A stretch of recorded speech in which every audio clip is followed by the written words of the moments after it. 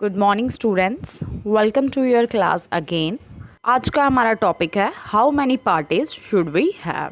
ठीक है, कितनी पार्टीज जो हैं वो हमें डेमोक्रेसी में मिलती हैं। कौन कौन सा पार्टी सिस्टम है, जिसमें आ जाएगा आपका one party system, two party system और मल्टी पार्टी सिस्टम। उसके बाद आपकी आ जाएंगी कि कौन कौन सी टाइप की पॉलिटिकल पार्टीज़ होती हैं, जिसमें आएगा आपका नेशनल पॉलिटिकल पार्टीज़ और स्टेट पॉलिटिकल पार्टीज़। तो चलिए स्टार्ट करते हैं। In a democracy any group of citizens is free to form a political party. Democracy में कोई भी सिटीजन्स का ग्रुप जो होगा वो फ्री है, अपनी मर्ज़ी से अपनी एक पॉलिटिकल पार्टी जो है वो बना सकता है। जैसे आपको पता है, जहाँ पर भी डेमोक्रेसी होगी लोगों को एक मौलिक अधिकार जो है वो दिया गया है, आपके फंडामेंटल राइट दिया गया है, जिसमें आपको फ्रीडम है to speak and talk and express our views. आप देखेंगे डिफरेंट कंट्रीज़ में डिफरेंट पॉलिटिकल पार्टीज़ होती हैं, तो इसी तरह इंडिया में भी बहुत सारी पार्टीज़ हैं। जैसे 750 जो है 750 पॉलिटिकल पार्टीज़ जो है वो इलेक्शन कमीशन ऑफ इंडिया में रजिस्टर्ड है। जब कोई भी पार्टी बनती है तो वो इलेक्शन कमीशन ऑफ इंडिया के अंडर जो है वो रजिस्टर्ड होती है। अब आप देखेंगे कि इतनी 750 से भी ज़्यादा पॉलिटिकल पार्टीज़ जो हैं वो इलेक्शन कमीशन ऑफ इंडिया में रजिस्टर हैं, तो वो हमें दिखती नहीं हैं।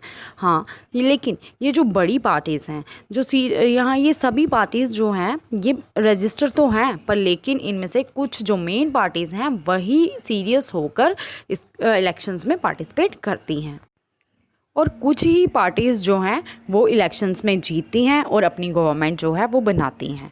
अब जो छोटी मोटी पार्टीज़ हैं वो इलेक्शन में पार्टिसिपेट कम ही करती हैं। अब जैसे अगर गवर्नमेंट ने अधिकार दे दिया है कि हाँ, हम अपनी पॉलिटिकल पार्टी, कोई भी ग्रुप जो है वो अपनी पॉलिटिकल पार्टी बना सकता है, तो इसलिए लोगों ने बड़ी सारी पॉलिटिकल पार्टीज़ जो हैं वो बना दी है। पर लेकिन इलेक्शंस में कॉन्टेस्ट करना और गवर्नमेंट बनाना वो मेन पॉलिटिकल पार्टीज़ जो हैं वही बनाती हैं।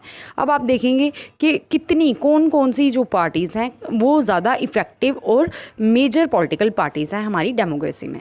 कुछ कंट्रीज़ ऐसी हैं जहाँ पर एक सिंगल पार्टी सिस्टम है, उसको कहते हैं वन पार्टी सिस्टम। वहाँ पर एक ही पार्टी जो है वो अलाउड की जाती है, वही उसी के बीच में इलेक्शंस होते हैं और वही गवर्नमेंट चलाती है। अब वन पार्टी सिस्टम की आप बेस्ट एग्जांपल देखेंगे तो वो चाइना है। चाइना में आप देखेंगे एक ही पार्टी है, वहाँ पर एक ही पार्टी सिस्टम है और वो है कम्युनिस्ट पार्टी। जो कम्युनिस्ट पार्टी है वहाँ पर एक ही पार्टी का रूल जो है वो चलता है। और अगर जो वन पार्टी सिस्टम आप कहेंगे तो वो डेमोक्रेटिक टाइप ऑफ गवर्नमेंट जो है वो नहीं है। डेमोक्रेटिक ऑप्शन क्यों नहीं है? क्योंकि आपको पता है, आपने 9th क्लास में भी पढ़ा होगा कि डेमोक्रेसी जो है उसका मेन प्रिंसिपल क्या है। डेमोक्रेसी में क्या होता है, 2 और मोर देन 2 पार्टीज़ होती हैं। क्यों? क्योंकि अगर गवर्नमेंट जो है किसी भी पार्टी की बनेगी, अगर एक गवर्नमेंट अच्छी नहीं होगी तो लोगों के पास दूसरा ऑप्शन होता है, दूसरी पार्टी को वो चूज़ कर सकते हैं। जब इसमें 2 पार्टीज़ ही नहीं है, मोर देन 2 पार्टीज़ भी नहीं है, तो हम इसको डेमोक्रेटिक टाइप ऑफ गवर्नमेंट जो है वो नहीं कहेंगे। अब चाइना में क्या है, चाहे आपको कोई पार्टी पसंद हो या नहीं पसंद हो, पर लेकिन कम्युनिस्ट पार्टी अगर वहाँ पर एक ही सिंगल पार्टी है तो गवर्नमेंट किसकी बनेगी? कम्युनिस्ट पार्टी की ही बनेगी। ये तो था आपका फर्स्ट वन पार्टी सिस्टम। अब नेक्स्ट पार्टी सिस्टम है हमारा 2 पार्टी सिस्टम। अब 2 पार्टी सिस्टम जो है वो ऐसी कंट्रीज़ में होता है जहाँ पर 2 पार्टीज़ जो हैं वो होती हैं।